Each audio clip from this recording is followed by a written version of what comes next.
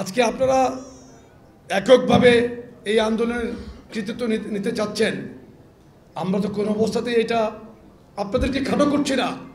এই আন্দোলনে আওয়ামী লীগ প্রত্যেকটা সময় বিএনপি এবং পাশাপাশি জামাতের কথা বলেছে যে তাদের নেতাকর্মীরা এই আন্দোলনকে সম্পূর্ণ নেতৃত্ব দিচ্ছে।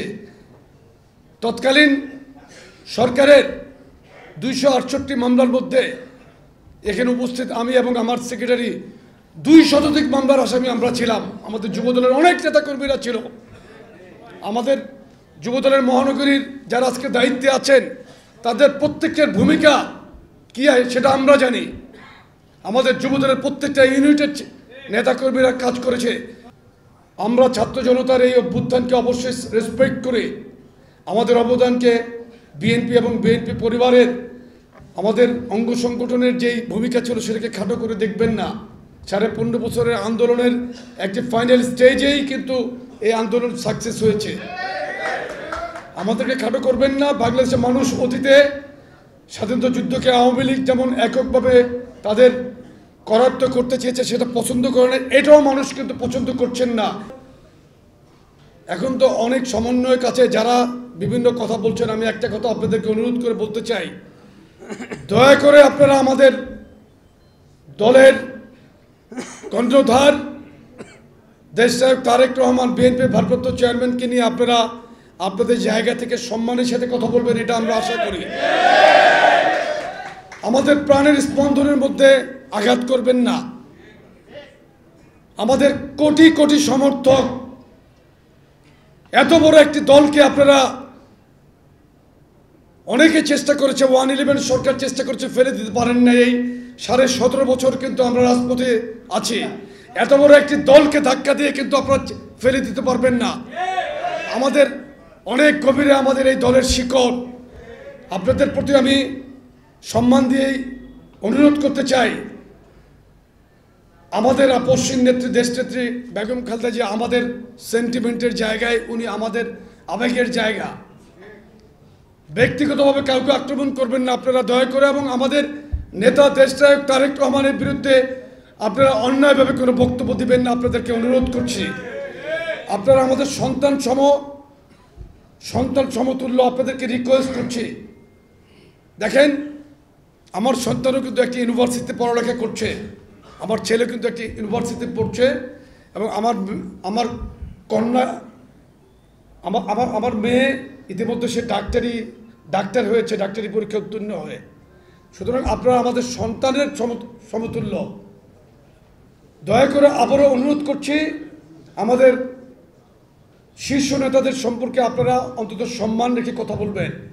আজ থেকে 2 মাস আগে একটি দলের আমির আমাদের ভারপ্রাপ্ত চেয়ারম্যান সম্পর্কে কী বলেছিলেন, যে আন্দোলনের মহানায়ক তিনি বলেছিলেন না? এই ভিডিওটা আপনারা দেখেন।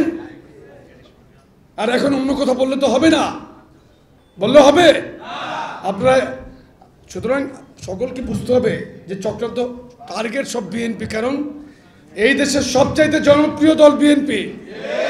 বিএনপিকে কণ্ঠসা করার জন্য বিভিন্ন প্রচার প্রোপাগান্ডা মেশিনারিজ কলকবজার সমস্ত সচল হয়ে গিয়েছে। আমি আরেকটা কথা বলতে চাই, অনেক কথা বলতেছেন, প্রত্যেকের কিন্তু বায়োডাটা আমাদের কাছে চলে আসতেছে ফেসবুকের কল্যাণে। নেতাকর্মীদের প্রতি আমি আরেকটা অনুরোধ করতেছি, আপনারা পজিটিভলি সোশ্যাল মিডিয়াতে বিচরণ করেন, আপনারা লিখেন, ভালো ভালো স্ট্যাটাসগুলোকে শেয়ার দেন। দয়া করে শুধু স্লোগান, শোডাউন এগুলোর মধ্যে কিন্তু নিজেদের ব্যস্ত না রেখে নিজে কিছু লেখাপড়া করেন, কিছু সোশ্যাল মিডিয়া অ্যাক্টিভিটিস দেখেন, যে ভালো ভালো কারা লিখছে তাদেরকে ফলোয়িং দেন, তাদের স্ট্যাটাসগুলো শেয়ার দেন। আরেকটা কথা বলতে চাই, কোন অবস্থাতে কিন্তু দল দয়া করে, আমরা কিছুদিনের মধ্যে ইনশাল্লাহ সেন্ট্রালি সমস্ত জেলাতে আমরা সফর শুরু করব খুব দ্রুত। কোনো জেলাতেই এখানে যারা উপস্থিত আছেন, আপনারা কোনো মোটর শোভাযাত্রা কোনো অবস্থাতেই আমরা অ্যালাউ করছি না, হুন্ডা বহর অ্যালাউ করছি না। আপনারা নিজেরাও কোনো হুন্ডা বহর নিয়ে চলবেন না। দয়া করে আপনাদেরকে অনুরোধ করছে, মানুষ কিন্তু এটা এখন পছন্দ করছে না। কোনো রকম জটলা দলবদ্ধভাবে কোনো রকম আড্ডাবাজি করবেন না। মানুষ যাতে বুঝতে পারে বিএনপিকে কিন্তু সবাই ভদ্রলোকের দল হিসেবেই চিহ্নিত করে। এটাকে বজায় রাখার জন্য আপনারা কিন্তু আপনাদের সমস্ত ইউনিটকে সতর্ক করবেন।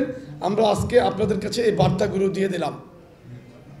আরেকটা জিনিস বলছে, অনুপ্রবেশকারীদের নিয়ে কিন্তু একদম স্পষ্ট বার্তা দিয়েছে দল, অন্য কোনো দলের কাউকে কিন্তু দলে যোগদান করানো যাবে না।